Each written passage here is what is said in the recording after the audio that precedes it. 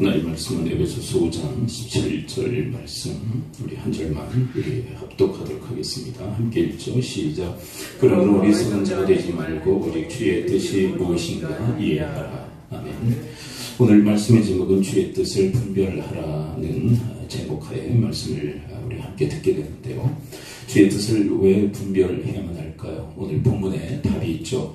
부정용으로 먼저 기록이 되어져 있습니다. 왜 주의 뜻을 우리는 분별해야 할까요? 그런 의미 한번 17절을 다시 한번 읽어보죠. 이유를 찾는 그런 목적으로요. 함께 읽어봅니다. 시작. 그러므로 어리석은 자가 되지 말고 오직 주의 뜻이 무엇인가 이해하라.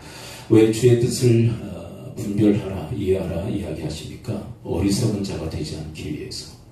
이것은 부정용이죠. 그렇다면 긍정용으로 바꾼다면 주의 뜻을 분별해야 될 중요한 목적은 바로 우리가 지혜로운 자가 되기 위해서입니다. 우리는 주의 뜻을 분별할 때 지혜를 얻게 되죠. 그리고 그의 뜻대로 살아갈 때 지혜자의 반열에 서게 되는 것입니다.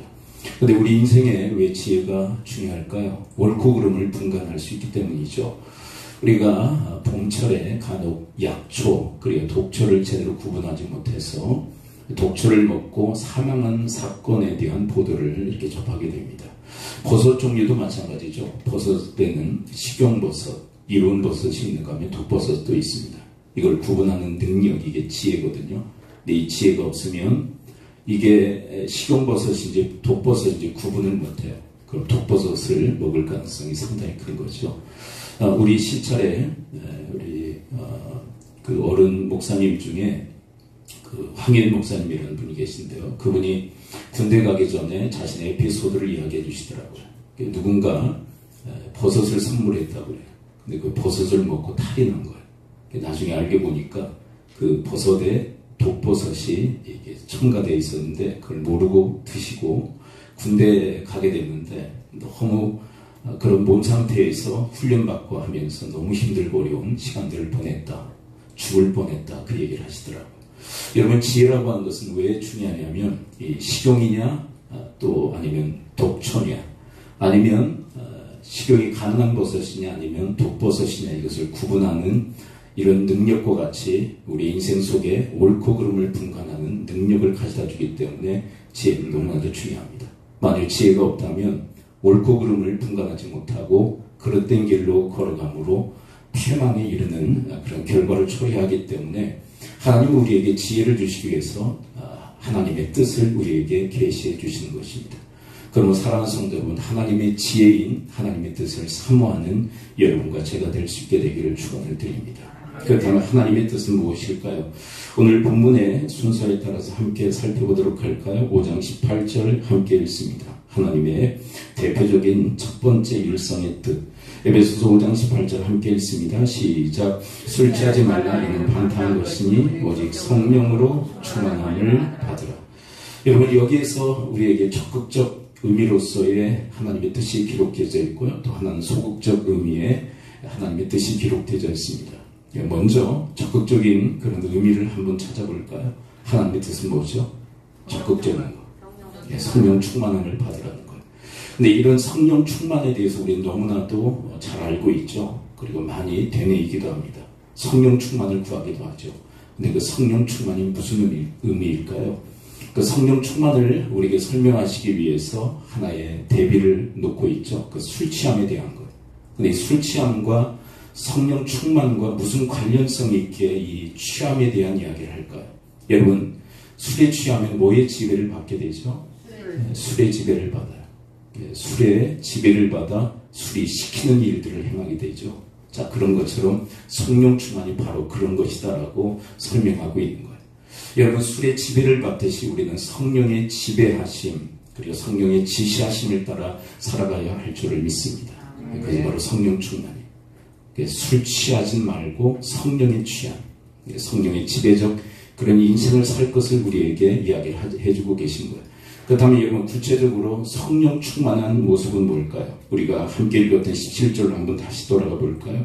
이 17절에 아주 중요한 이 성령 충만의 내용이 있습니다. 5장 17절, 도대체 성령 충만의 모습이 뭘까요? 17절 한번 다시 읽어요. 시작. 그러므로 어리석은 자가 되지 말고 오직 주의 뜻이 무엇인가요? 여기서 중요한 게 뭘까요? 주의 뜻이 예, 주의 뜻, 이게 다 중요한데 여기에서 핵심적 내용, 이 성령 충만과 아주 관련된 아주 중요한 단어 하나는 뭘까요? 이해하는 것도 너무 중요하고요. 뜻도 중요한데 그것 이전에 먼저 첫 일성으로 말씀하신 게 있죠. 그게 뭐죠? 주라는 단어입니다. 주. 자, 한번 따라서 고백해 봅니다. 주. 예. 여러분, 주는 뭘까요? 하나님의 주인 되심을 인정하는 것. 여러분, 성령 충만이 뭐냐? 하나님의 주권을 인정하는 모습이에요. 여러분, 내가 성령 충만하다고 하면서 내가 밤낮 주인으로 탄다면 성령 충만한 게 아니에요. 여러분들이 성령 충만하라는 주의 뜻을 이루기 원하십니까? 그렇다면 하나님의 주권을 먼저 인정하실 수 있게 되기를 축원을 드립니다. 아멘. 근데 많은 사람들은 자기가 주인 노릇하죠. 근데 여러분, 자기가 주인 노릇하면 누구 뜻대로 살아요? 자기 뜻대로 사는. 근데 우리 하나님이 주인이시면 누구 뜻을 찾아요? 하나님의 뜻을 찾게 돼 있고 그 뜻에 순종하는 삶을 삽니다. 이게 바로 성령 충만이에요. 제가 개에 대한 그런 말씀을 한 몇 개월 전에 드린 기억이 있어요. 여러분, 개도 어떤 주인을 만나느냐에 따라서 좀 죄송한 표현이지만 팔자가 달라지지 않습니까? 요즘 개들은 무슨 팔자? 산팔자. 얼마나 잘 사는지 몰라요. 어떤 집안에서는 두리안도 드신대. 주인들이 먹으면서 주는 거예요. 그러니까 얼마나 주인을 잘 만났으면 두리안도 드셔. 몇 주 전에 금요 기도회를 끝나고 이렇게 갔는데 개 한 마리가 막 뛰어오더라고요. 아내와 저한테 막 뛰어오는데 그 옆에 주인인 듯한 사람이 있어요. 근데 주인이 아니래. 유기견이에요, 유기견. 막 돌아다니고. 얼마나 활발한지. 그래서 좀 있다가 주인 나타날까 하고 이렇게 지체하고 있다가 이제 더 이상 주인이 올 기미가 안 보여서 저희는 그냥 들어갔어요. 들어가서 아이들한테 이야기했더니 희성이가 늑달같이 나가더라. 그래, 들고 오더라고. 들고 왔어. 우리 집에는 이미 개 한 마리가 있잖아. 둘을 격리해놓고 얼마나 싸납게 짖는지. 싸울까봐, 그리고 남에게 상처 낼까봐 분리해놨어요. 근데 그 주인이 참 예뻐하고 잘 이렇게 관리한 그런 강아지인 것 같아요. 그런데 그 개가 주인 곁을 떠난 거예요. 나중에 좀 이렇게 들은 이야기가 뭐냐면 이 아이가 너무 활달해요. 그래 주인하고 어디를 이렇게 가는데 그냥 혼자 내빼버린 거예요. 주인을 잃어버린 거죠. 스스로 주인을 떠난 거예요. 근데 저는 우리의 인생의 모습이 바로 그거 같다고 생각해요. 네, 우리의 주는 하나님이세요. 근데 하나님의 그 주권을 인정하지 않고 우리는 하나님 곁을 떠나죠. 근데 여러분, 유기견의 그 견생은 얼마나 비참한지를 아시죠? 주인을 다시 만나지 못하면 그 견생의 그 비참을 우리는 너무 잘 알고 있어요. 그래서 희성이가 계속 주인 찾아줘야 된다. 연락을 해서 잘 찾아줘야 된다. 어떤 보호소는 안락사를 시킨다. 근데 그런 데 보내면 안 된다. 근데 잘 찾았어요, 잘 찾긴 찾았는데. 여러분, 우리의 인생 속에서 바로 이런 스토리가 전개되어지고 있지 않나요? 우리는 주님 곁을 다 떠난 자들이에요. 하나님의 그 주권을 인정하고 그분을 주로 섬기는 삶에서 너무나도 우리는 다 이탈된 그런 삶을 살았습니다. 근데 주 예수 그리스도를 통해서 우리를 구원하여 단순히 천국에만 보내시려고 하는 것이 아니라 하나님의 그 주인 되심을 다시 인정하고 그분의 통치와 다스림을 받는 그런 상태로 우리를 회복시키시기를 원하신 줄 믿습니다. 그게 뭐냐면 그게 바로 성령 충만이에요. 성령 충만. 여러분, 아까 개에 대한 이야기 했었죠. 어떤 주인을 만나냐에 따라서 그 팔자가 달라지듯이 우리 인생도 마찬가지 아니에요? 우리 인생도 누구를 주인으로 섬기냐에 따라서 우리 인생은 달라져. 많은 사람들이 내가 주인으로 타죠. 무지무능한 나. 근데 얼마나 자기를 신뢰하는지 몰라요. 내가 주인으로 할 수 있을 것처럼 착각하면서 내가 주인으로 돼요. 근데 얼마나 삶이 피폐해지는지. 왜요? 무지무능한 내가 내 인생을 통치하고 다스리니, 여러분, 폭군인 내가 내 인생을 다스리니 얼마나 폭망 인생을 살아갑니까? 여러분들은 여러분 스스로에 대해서 어떻게 평가하시는지 모르겠어요. 네, 전 잘 알아요. 네, 죄성도 여전히 있고 연약하고 부족합니다. 그래서 성군 노릇 할 수 없는 자임을 전 자인해요. 네, 저는 주인 노릇 나 자신에게 제대로 해줄 수 있는 사람이에요. 그럼에도 불구하고 많은 사람들은 그런 착각 속에 빠져서 살아가죠. 내가 주인 노릇 제대로 할 수 있으리라고 생각해요.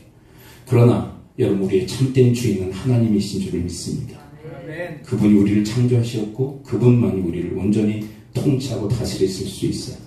그분의 주권을 인정하고 그분의 통치와 다스림을 받는 삶을 위해서 여러분, 주의 뜻을 분별하는, 그리고 이해하고 그 뜻에 순종하는 삶을 힘써 살아갈 수 있게 되기를 축원을 드립니다. 이것이 전형적 성령 충만의 모습. 우리는 성령 충만하면 뭔가 짜릿한 하나님의 능력이 임하는 어떤 그런 걸로 생각하는데, 그 능력 받아서 뭐 하겠다는 거죠? 내 뜻을 이루고 내가 여전히 주인 노릇 한다면 그건 성령 충만이 아니에요. 그럼 무슨 상관이에요? 그래, 찌릿찌릿한 어떤 능력이. 여러분, 찌릿찌릿한 능력 이외에도 하나님의 능력을 받아서 자신의 뜻을 위해서 그것을 사용한다면 그건 성령 충만이 아니죠. 여러분, 연약하고 부족해도 하나님의 주권을 인정하고 그분의 뜻을 분별하여 그 뜻대로 살아가는 삶에 여러분들이 열중하여 진정한 성령 충만의 뜻을 이루어 드릴 수 있게 되기를 축원을 드립니다. 자, 그리고 소극적인 하나님의 뜻은 뭐죠? 에베소 5장 18절 적극적인 뜻, 그래 그 다음에 소극적인 뜻, 전반부에 초점이 맞춰져. 함께 한번 다시 읽어봐요. 5장 18 시작. 술 취하지 말라, 이는 방탕한 것이니 오직 성령으로 충만하라. 뭐 하지 말라? 술 취하지 말라. 무슨 얘기냐면 술의 지배를 받지 마십시오. 술의 지배를 받지. 그렇다면 한 가지 여쭤볼까요? 술만 얘기하는 걸까요? 술만? 여러분, 성령 이외의 것에 모든 것에 지배를 받지 말라, 이렇게 얘기하십니다. 여러분, 성령 이외에 다른 것에 충만치 않게 되기를 축원을 드립니다. 술 취함만 얘기하는 거 아니에요. 네, 다른 것에도 취할 수 있어요. 다른 것에도 지배를 받을 수 있어요. 네, 그런 것을 다 금하시는 거예요. 술은 하나의 샘플로 얘기하는 거예요. 네. 우리 한국 기독교는 상당히 좀 특별한 문화가 이렇게 좀 정착이 되었죠. 예, 술 금지 문화. 그렇죠. 그것이 우리 초기 한국 그 기독교의 그 출발 당시에 너무 과음하는 그런 문화가 너무 팽배했어요. 우리 한국 사람들은 술 드시면 거의 뭐 만취하다시피 그렇게 술을 드시는 그런 문화가 있어요. 지금도 여전하지 않나요? 지금도 예전보다는 많이 나아졌다고 얘기하지만 그 문화가 어디 가겠어요? 선교사들이 그래서 우리 한국 기독교인들에게 술을 금한 거예요. 너무 이게 술 취해서 방탕해지니까 술을 금한 거예요. 지금까지 전통으로 이어져 왔는데, 여러분, 술을 먹고 안 먹고에 따라서 지옥 가느냐 안 가느냐, 천국 가느냐 안 가느냐 그 결정되는 건 사실은 아니에요. 네. 술 드신다고 뭐 지옥 가겠어요? 그건 아니지만 저는 중요한 문화로 전통으로 이어져 내려왔고, 그리고 성경에서도 분명히 언급하고 있어요. 어떤 분은 그런 얘기를 하시더라고요. 그러면 취하지 않을 정도로 먹으면 되지 않나요? 그러더라고요. 취하지 않을 정도로. 취하지 않을 정도로. 근데 성경에는 이런 말씀도 있다는 거 아세요? 악은 모양이라도 버리라. 네. 사람은 자꾸 이 머리를 굴려죠. 잔머리를 굴려요. 그래서 어떻게 해서든 그 틈을 비집고 들어가려고 하는 그런 약삭 발음이 있지만, 저는 좀 하나님의 뜻을 좀 온전히 분별하고 그 뜻을 적용하는 삶의 지혜가 우리 가운데 있었으면 좋겠어요. 술만 얘기하는 것이 아니라 모든 것에 지배력, 그걸 받지 말라 이야기. 오직 누구의 지배? 성령의 지배. 왜 그럴까요? 다른 것 지배를 받으면 누구의 지배를 못 받아요? 다른 것에 취하면 성령이 취할 수가 없기에. 양면이 다 공존할 수 있을까요? 공존 불가. 그래서 성령의 그 지배, 성령의 충만함을 얻기 위해서는 다른 것에 충만함을 얻어서는 안 된다. 네, 그것을 이야기하세요. 자, 그 다음에 주의 뜻은 무엇일까요? 5장 19절. 자, 18절 다음 19절이죠. 19절에 분명한 하나님의 뜻이 계시되어져 있습니다. 근데 여러분 내용을 보게 되면 다 기본적인 것들 아니에요? 기본적인 것. 근데 왜 기본적인 것들을 얘기하실까요? 기본을 잘 안 지킨다. 그 얘기를 사실은 이 성경을 통해서 우리에게 말씀하고 있다. 저는 생각해요. 에베소 5장 19절. 자, 그 다음 하나님의 뜻은 뭐죠? 함께 읽어봐요. 시작. 시와 찬송과 신령한 노래들로 서로 화답하며 너희 마음으로 주께 노래하며 찬송하라. 한마디로 한 단어로 뭐하라? 찬송하라. 찬양해라. 여러분 하나님을 찬양하는 것이 하나님의 뜻인 줄을 믿습니다. 하나님의 뜻이야. 그래서 이제 후반기에는 우리 설교 전에도 한번 좀 찬양하는 시간을 좀 갖고, 성가대 조직은 좀 힘드니까 좀 솔로라도 이렇게 좀 돌아가면서 하나님을 찬양하는 시간. 예배에 찬양이 빠졌다. 그러면 안고 없는 찐빵과 같은, 그렇죠. 찬양이 없는 예배 상상할 수 있겠어요? 근데 찬양이 뭐죠? 찬양이 주의 뜻이라면 찬양이 뭔가요? 참 정의 내리기가 참 어렵죠. 정의를 막상 내리려고 하다 보니까 참 어려워요. 사람의 예로 얘기한다면 이런 거예요. 여러분 사람이 잘했을 때 뭐예요? 칭찬을 해주잖아요. 그런 것처럼 하나님을 칭찬해 드리는 거. 그래서 칭송 이렇게 얘기한 칭송. 하나님의 그 하나님 대신 그 하나님을 알게 되면 하나님이 얼마나 대단한 분인지, 하나님이 얼마나 위대하고 훌륭한 분인지 우리는 깨닫게 돼요. 그것을 칭찬해 드리는 거예요. 하나님, 사랑의 하나님, 은혜의 하나님, 감사합니다. 그러면서 하나님을 찬양해 드리는 거. 그리고 하나님이 행하신 위대한 일들, 하나님 나를 구원해 주신 거 감사해요. 그래서 하나님을 찬양하는 거. 그러니까 이 찬양은 하나님을 사람이 예로 얘기한다면 칭찬해 드리는 것, 그것이 바로 찬송이에요. 찬양. 여러분과 저 인생 속에 이것이 풍성할 수 있게 되기를 축원을 드립니다. 이게 누가 목적이 되는 거예요? 그러니까 하나님이 목적이 되는 거예요. 찬양.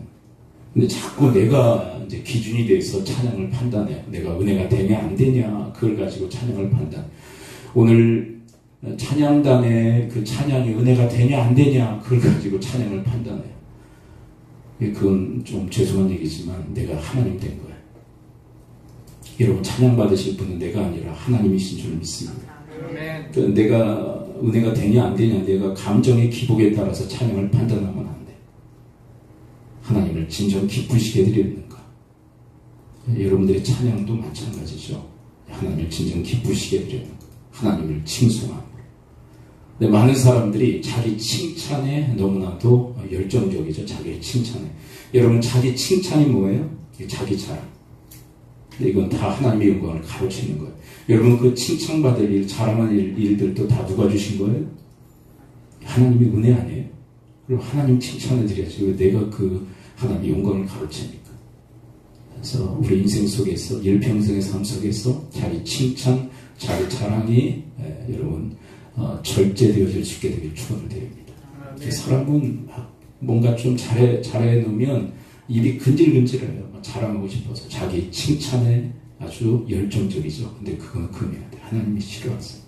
하나님의 영광을 가로채는 자기 스스로가 찬양받으려고 하는 그런 잘못된 모습이에요. 자, 그런데 이런 찬송이 가능하게 해서는 어떻게 될까요? 뭐가 선제되어져야 될까요? 20절을 함께 읽어볼까요? 이런 찬송, 하나님을 칭찬해드리는 이런 찬양이 우리 인생 속에 있기 위해서는 뭐가 선제되어야 될까? 5장 20절 함께 읽어봐요. 시작. 범사에 우리 주 예수 그리스도의 이름으로 항상 아버지 하나님께 감사해요. 여러분 감사할 때 찬양하게 될 줄 믿습니다. 여러분 감사 없는데 찬양이 가능할까요? 감사가 없어. 그러니까 왜 자꾸 내가 영광 받으려고 하고 왜 내가 찬송 받으려고 하느냐? 감사가 없으니까 그래 자꾸. 자기 칭찬에 열정적인 사람, 자기 자랑에 열심인 사람은 자꾸 자기가 영광 받으려고 하고, 근데 왜 그런 일들이 일어나냐? 감사가 없기 때문에. 감사. 여러분 이 말씀은 우리가 매주 감사절에 함께 들었던 말씀이죠. 뭐 다시 이야기할 필요가 없고, 여러분들의 매일의 일상에 그 반복은 하나님의 은혜인 줄 알고 감사할 수 있게 되기를 축원을 드립니다. 어떤 여집사가 하나님 앞에 그런 기도를 드렸대요. 하나님, 일상이 지겨워요. 너무 다람쥐 쳇바퀴 돌지 도는 그 일상이 너무 지겨워요. 근데 그 다음날부터 막 사건이 터지기 시작하죠. 애들이 아프고 막 사건이 막 여기서 터지고 저기서 터지고. 하나님 일상의 은혜를 다시 회복해 주세요. 네, 여러분 드라마틱한 인생을 꿈꾸지 마시고 반복되는 일상의 은혜에 감사할 수 있게 되기를 축원을 드립니다. 아멘. 막 사건이 막 일이 막 터지면 좋겠어요. 정신 못 차릴 거예요. 근데 일 터지면 하나만 터져요. 첩첩산중처럼 터져요. 계속 터지죠. 네. 네, 일상의 은혜, 여러분 눈을 뜨면서도 감사하고. 저는 요즘 이렇게 걸어다니면서도 이 계단을 오르면서도 감사해요. 네, 뭐 빠짐없이 그렇게 감사한 건 아니지만 이렇게 여러분 직립보행한다는 이 자체, 그리고 힘있게 이렇게 걸어서 갔다가 올 수 있는 거 다 하나님의 은혜인 줄 믿습니다. 이런 기력, 이런 호흡, 이게 다 하나님의 은혜.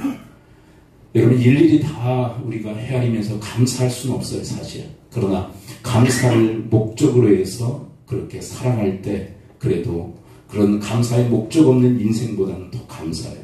근데 그 감사가 우리 인생 속에 풍성하면 풍성할수록 우리는 하나님을 향한 찬양의 삶을 살아가게 되어질 줄 믿습니다. 저는 그래서 이렇게 표현하고 싶어요. 감사는 찬양이다. 이렇게 감사는 찬양. 하나님 감사해요. 이게 찬양하네. 곡조가 안 붙어왔다 할지라도. 그렇지. 함께 한번 따라서 고백해 볼까요? 감사가 찬양이다. 그렇죠.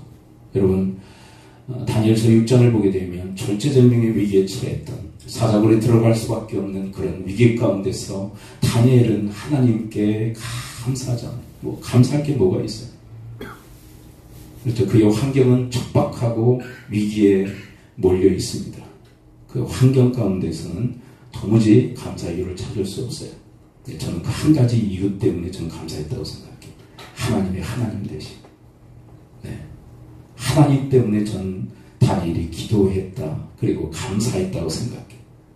여러분 이 절대적 감사 이유 하나님 때문에 우리 주 예수 그리스도 때문에 하나님 앞에 감사함으로 찬양의 영광을 올려드리는 여러분과 제가 되어지기를 축원을 드립니다. 그리고 주의 뜻은 뭐죠?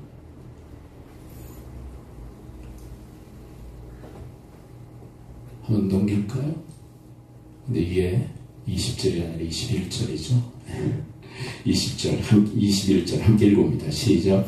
그리스도를 경외함으로 피차 복종하라. 네. 여러분 여기서 하나님의 뜻은 뭐죠? 두 개로 좀 나눈다면 하나로 통합될 수 있지만 두 개로 나눈다. 첫 번째 하나님의 뜻은 뭐죠? 경외하는 것입니다. 그렇다면 경외는 뭘까요? 경외. 네, 복종의 의미도 담겨져 있죠. 경외함으로. 근데 희한한 말씀이죠. 근데 이렇게 말씀이 전개되어져야 맞아요. 우리의 이제 그 상식으로는 그리스도를 경외함으로 그리스도께 복종하라 이게 맞죠. 근데 복종의 대상이 다르다는 거 보이시나요? 누구의? 좀 문맥이 좀 안 맞죠. 근데 그거는 이따가 살필 거고 우리에게 하신 하나님의 뜻이 뭡니까? 그리스도를 경외하는 것입니다. 이 신약 시대에 들어오면 경외라는 단어가 아주 많이 축소되어져요. 경외라는 말씀이 많이 쓰이지 않아요. 그러나 구약에서는 이 경외라는 말씀이 많이 쓰여져 있어요. 그러니까 대표적 말씀이 잠언서 9장 10절에 기록되어 있는데 우리가 애송하는 그런 구절이기도 하죠. 잠언서 9장 10절 대표적인 경외에 대한 말씀입니다. 함께 읽어보죠. 시작. 여호와를 경외하는 것이 지혜의 근본이요 거룩하신 자를 아는 것이 명철입니다. 자, 여호와를 경외하는 것이 뭐라고요? 지혜의 근본이며 또한 인생의 본분이다라고 얘기를 해요. 성경은 그렇게 얘기해요. 지혜의 근본이며 인생, 우리 삶의 가장 기본적 본분입니다라고 얘기해요. 그 다음에 경외란 뭘까요? 하나님을 두려워할 줄 아는 것. 또 하나의 또 적극적 의미는 사랑할 줄 아는 것. 이 두 가지는 함께 저는 겸비되어져야 된다 생각해요. 여러분 하나님을 사랑하실 뿐만 아니라 하나님을 두려워하실 수 있게 되기를 축원을 드립니다. 우리 많은 그리스도인들의 마음속에 하나님을 향한 두려움 마음이 그렇게 많지가 않아요. 근데 두려워할 줄 알아야 된다. 두려움으로 섬길 수 있어야 돼요. 근데 여러분, 경외하기 위해서는 뭐가 또 있어야 된다고 얘기할까요? 이 본문 10절은 사실 두 가지가 대비되어지고 있는 거예요. 대비. 자, 두 가지가 함께 가고 있는데, 이런 경외하기 위해서는 뭐가 있어야 되는지에 대한 말씀을 우리에게 들려주세요. 이 10절을 그런 의미로 한번 다시 읽어볼까요? 경외하기 위해서는 뭐 해야 될까? 아니, 잠언서. 네, 잠언서. 네, 9장 10절 함께 읽어봐요. 경외하기 위해서는 뭐가 있어야 된다? 자, 함께 읽어봐요. 시작. 여호와를 경외하는 것이 지혜의 근본이요 거룩하신 자를 아는 것이 명철이니라. 근데 명철이라는 단어와 바꿔 쓸 수 있는 단어가 뭐예요? 위에서? 지혜라는 단어예요. 근데 뭐가 지혜라고요? 뭐가 명철이라고요? 그 거룩하신 자는 누구예요? 여호와 하나님을 아는 것이 명철이며 지혜라. 이게 무슨 얘기냐면, 여러분, 여호와를 할 때 그분을 경외하게 돼 있어요. 여러분, 하나님을 더욱더 알아가실 수 있게 되기를 축원을 드립니다. 하나님은 사랑의 하나님이실 뿐만 아니라 두려움의 존재이기도 하세요. 근데 이건 공포적 두려움이 아니에요. 이걸 일컬어 말씀 그대로 경외적 두려움. 하나님을 두려워할 줄 알아야 돼요. 근데 이 두려움이 왜 필요하냐면, 우리 인생에 마지노선이 있잖아요. 넘어서는 안 될 선들이 있어요. 여러분, 우리 그리스도인들이 결코 넘어서는 안 될 선들이 있는 줄을 믿습니다. 하나님이 그 테두리를 정해놓으셨어요. 여기 넘어가면 안 돼. 금하신 것들이 있잖아요. 근데 우리는 함부로 넘어가요. 왜 그럴까요? 두려움이 없어요. 하나님을 향해. 여러분, 하나님은 사랑의 하나님이며 구원의 하나님이실 뿐만 아니라 심판의 진노의 하나님이시기도 하다는 사실을 기억할 수 있게 되기를 축원을 드립니다. 저는 절절히 그 하나님을 경험한 바가 있어요. 하나님이 얼마나 두려운 존재인지, 하나님 얼마나 두려우신 분인지 몰라요. 한번 작정하시고 우리의 인생을 다루시기 시작하면 주님은 눈 딱 감고 우리를 다루십니다. 아주 모질게 말이에요. 그 선악에 붙잡히면 우리는 이루 말할 수 없는 고통을 경험할 수밖에 없어요. 근데 그 하나님에 대한 여러분 두려움이 있을 수 있게 되기를 축복합니다. 이거는 우리에게 정해놓으신 그 그 선을 넘지 않도록 만드는, 어떻게 보면 영적 마지노선과 같은 역할을 해요. 그 사랑은 하나님을 향한 적극적 행위들을 낳게 되죠. 이 두 가지가 함께 겸비되어져야 돼요. 근데 우리 시대는 너무 사랑의 하나님만 강조하죠. 난 무슨 짓을 하든 하나님 나 사랑하신다. 이게 우리로 하여금 탈선하게 만들지 않던가요? 하나님은 사랑의 하나님이실 뿐만 아니라 공의의 하나님, 정의의 하나님이신 줄 믿습니다. 그분은 우리를 이제 마지막 심판날 심판하시는, 그리고 우리의 인생 여정 속에서도 간간히 심판하시기도 하신다는 사실을 기억해요. 네. 근데 여러분, 우리의 인생 살이 속에서 간간히 심판하신 이유가 뭘까요? 앞으로의 대심판을 대비케 하시기 위해서 그래요. 그러면 안 돼. 너 그렇게 가면 그 하나님의 마지막 심판에 대단한 하나님의 진노의 잔이 부어질 수밖에 없어. 그래서 간간히 주님이 우리를 돌이키시기 위해서 하나님 우리 인생 속에 우리가 원치 않는 고난들을 놓으실 때가 있어요. 하나님이 우리를 터치하시는 그런 현장들이죠. 근데 그 모든 것들을 우리가 알기에 주님을 두려워할 줄 아는, 그리고 하나님을 경외할 줄 아는 주님의 사람들 되어지기를 축원을 드립니다. 아멘. 자, 그 다음 여러분, 그리스도를 경외함이 하나님의 뜻이라면 그 다음에 하나님의 뜻은 뭐예요? 아니. 예, 20절 다시 한번 읽어봐요. 21절인데, 자, 함께 읽어봐요. 시작. 그리스도를 경외함으로 피차 복종하라. 자, 경외하는 것이 주의 뜻이고, 마지막 주의 뜻은 뭐예요? 피차 복종하는 것이 주의 뜻입니다. 근데 이 말씀을 많이 이 성도들이 읽으면서 난해함에 빠져요. 아니, 피차 복종, 아니 그리스도께 복종하라는 것은 내가 이해가 되는데, 피차 복종하라고, 성도 간에 서로 복종하라고, 이건 도무지 이해가 안 돼.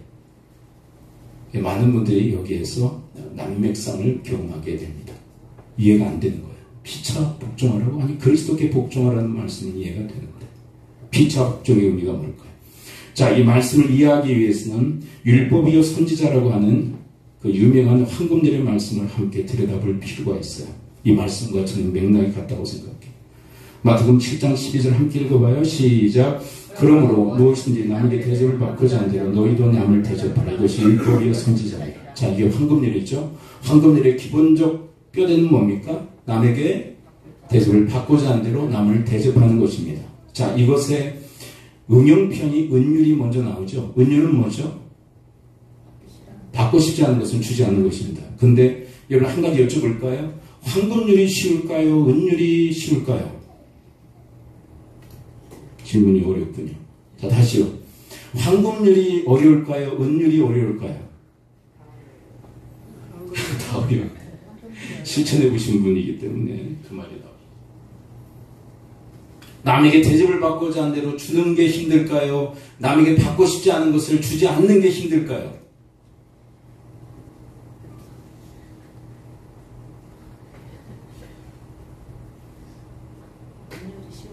네? 은율이요. 안 하면 되니까요. 근데 그게 더 어려워요. 왜 그런지 아세요? 우리가 상대로부터 내가 원하지 않는 것을 받았을 때 우리의 마음속에는 보복의 심리, 안갚음의 심리가 강렬히 일어나기 때문에 그래요. 한 방 먹이고 싶단 말이에요. 그때 그 인간의 본성을 이길 수 있는 것 쉬운 문제는 아니에요. 그래서 한번 살아보시면 둘 다 힘든 게 맞긴 하지만 은율 편이 상당히 더 힘들어요. 네. 그렇다면 황금률의 첫 번째 응용편 은율이 있다면 그 다음 응용편은 뭐죠? 뷰티풀 룰이죠. 아름다운 룰. 그 아름다운 룰은 뭐죠? 자, 이 말씀과 피차 복종과 맥락이 같기 때문에 이걸 말씀드리는 거예요. 뷰티풀 룰은 뭐죠? 남에게 갖고자 하는 것을 주어라. 자, 황금률은 뭐예요? 내가 받고자 하는 걸 주는 거죠. 내가 중심이죠. 그리고 은율은요, 내가 원하지 않는 걸 주지 않는 거예요. 그러면 뷰티풀 룰은 뭘까요? 누가 기준이 될까요? 상대방. 네가 받고자 하는 걸 주는 거예요. 이게 피차 복종이에요. 이것에 대한 말씀조차도 찬성하기 어려운 인간이죠. 아니, 상대가 받기를 원하는 걸 준다고? 근데 왜 그러냐면 인간의 이 죄의 본성은 뭐냐면 자기 중심적이에요. 자기 중심적이에요. 내가 받고자 하는 것을 어떻게 해서든 쟁취하고 얻어내려고 하지 상대가 뭘 받기를 원하는지 청취하고 그것에 맞춰주는 인생을 살아간다는 것은 인간의 본성에 반하는 일입니다. 이것을 우리에게 요청하세요. 여러분, 이건 너무 힘들고 어려운 일이죠. 인간의 본성은요, 강력한 힘입니다. 근데 그 인간의 본성보다 더 강력한 영적인 파워가 우리 가운데 있는데 그게 뭐냐면 그리스도를 경외할 때, 아멘? 여러분, 그리스도를 경외할 때 우리는 상대가 받고자 하는 대로 줄 수 있는 그런 성숙함에 이르게 되는 줄 믿습니다. 여러분, 우리가 비행기를 타잖아요. 비행기는 어떤 중력보다 더 강력한 힘이 작용하기 때문에 그렇거든요. 여러분, 그 힘이 뭔지 아시죠? 중력을 이기는 힘, 양력이라는 힘이 있잖아요. 그래서 중력을 이기는, 그래서 하늘을 날잖아요. 중력을 뛰어넘는. 그런 것처럼 여러분, 인간 본성은 자기 중심적이에요. 내가 받고자 하는 것을 얻어내려고 하는 강력한 이 힘, 이게 본성이에요. 근데 이 본성을 이기게 하는 것이 그리스도를 경외하는 영적인 파워인 줄 믿습니다. 아멘. 제가 어제 이제 그 PK 목회자 자녀들을 향하여 사역하시는 목사님 그 교회 이전 예배에 참석을 했어요. 제가 이건 몇 달 전에도 말씀드린 것 같은데 그 교회는 PK들이 뭐예요? 목회자 자녀들이 뭐예요? 목회자 자녀들이 참 상처도 많고 어려움도 많아요. 근데 아이들이 함께 모여서 예배도 드리고 함께 또 나눔도 가지면서 서로를 치유하는 일을 또 하고 그런 일들을 해요. 근데 그런 말씀드렸잖아요. 그 가운데 이제 연애를 하고 결혼하는 케이스가 생긴다고. 근데 갈등이 빚어진대요. 갈등이. 어떤 갈등이에요? 주일에 어느 교회 갈 건가? 여러분, 피차 복종하라는 말씀, 이 뷰티풀 룰의 이 적용을 가지고 얘기한다면 어느 교회 가야 될까요? 저 질문이 어려운가요?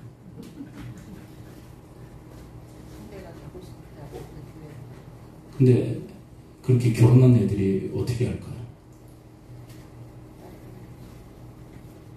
자기 아버지 교회를 가기로 원하는 거예요. 서로.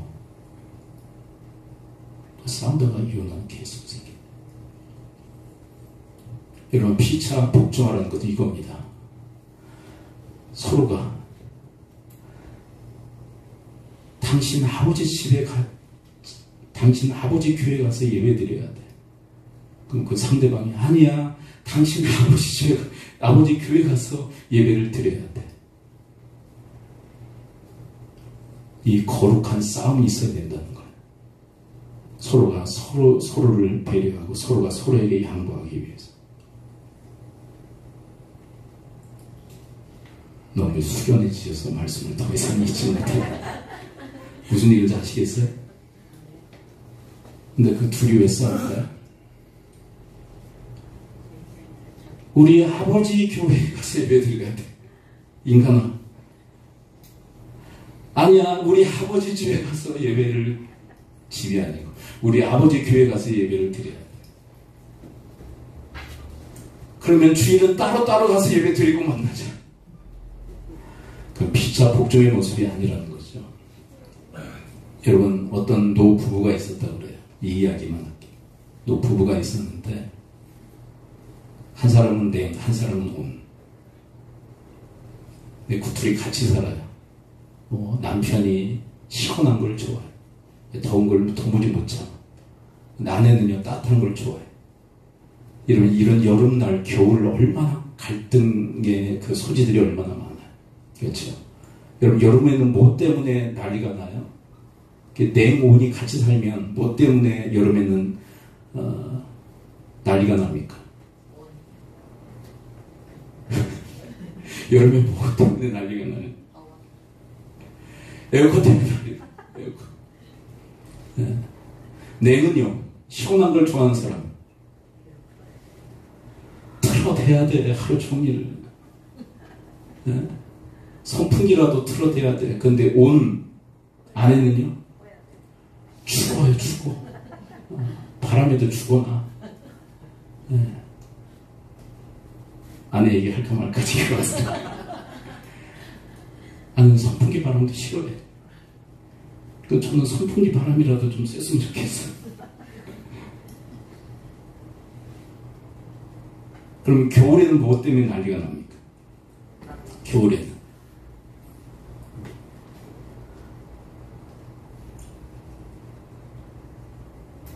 근데 둘이 100년 해로하며 노년까지 같이 살았던 이유가 뭐냐면 피차 복종했기 때문에.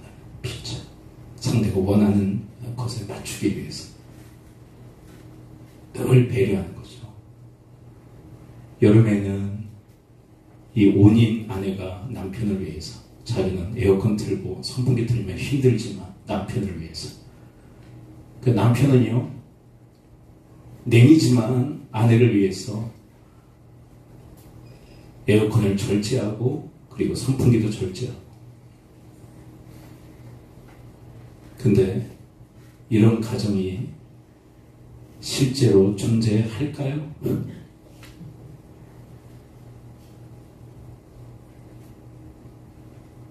아니, 여쭤보니까 이런 가정이 실제로 존재할까요?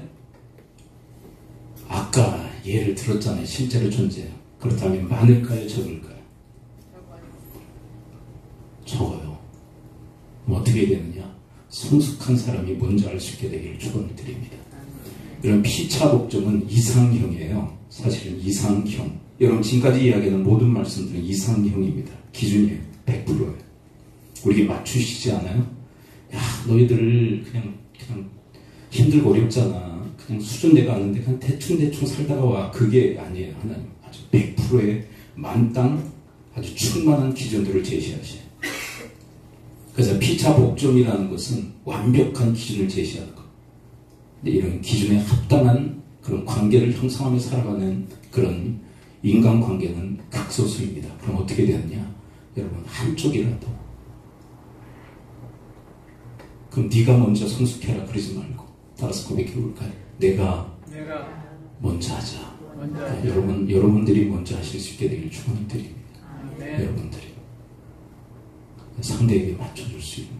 근데 이거는 진리에 속한 것은 이렇게 맞춰주면 안 돼요. 진리 그리고 비진리에 관련된 이런 절대적 이런 일에 있어서는 그렇게 양보하고 그러면 안 돼요. 그래서 나온 게 뭐예요? 이 절대적인 진리와 진리에 대해서도 이렇게 이것을 적용해 버리면요, 큰일 나요. 이것은 비진리에 대한 거. 이럴 수도 있고 저럴 수도 있는 거. 이럴 수도 있고 저럴 수도 있는 거 아니에요? 근데 서로에게 맞춰줘. 근데 그게 안 되면, 피차 안 된다면 성숙한 사람이 먼저 여러분들이 본을 보일 수 있게 되기를 축원을 드립니다. 아멘. 이것과 관련해서 참 명절이 되면 그 신랑 신부의 어떤 그 신정에 갈 건가 시댁에 갈 건가 그것 때문에도 참 싸움이 많이 일어나. 성숙한 분들이 좀 양보하는 그런 덕이 우리 가운데 풍성할 수 있게 되기를 축원을 드립니다. 기도하죠. 이 시간 우리 함께 기도할까요? 우리 말씀으로